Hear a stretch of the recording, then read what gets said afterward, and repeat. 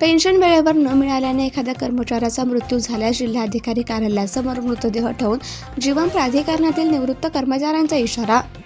महाराष्ट्र जीवन प्राधिकरणातील बहुतांश निवृत्त अधिकारी आणि कर्मचारी 70 वर्षांहून अधिक वयाचे असून त्यांचा मोठा खर्च औषधोपचार आणि दैनंदिन गरजांवर होतोय.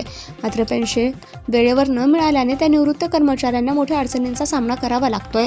त्यामुळे महाराष्ट्र शासनानं आमचं निवृत्ती वेतन वेळेत अदा करावे, अन्यथा एखाद्या कर्मचाऱ्याचा मृत्यू झाल्यास जिल्हाधिकारी कार्यालयासमोर मृतदेह ठेवून आंदोलन करण्यात येईल, असा तीव्र इशारा महाराष्ट्र जीवन प्राधिकरण सेवानिवृत्त अधिकारी कर्मचारी संघटना सातारा यांनी जिल्हाधिकाऱ्यांना दिलेल्या निवेदनाद्वारे दिलाय.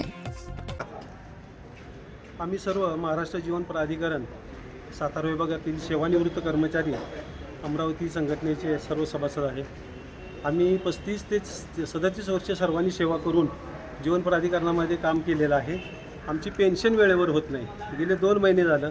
जी 1 तारखेला पेन्शन व्हायची ती 15 तारखेपर्यंत होत नाही.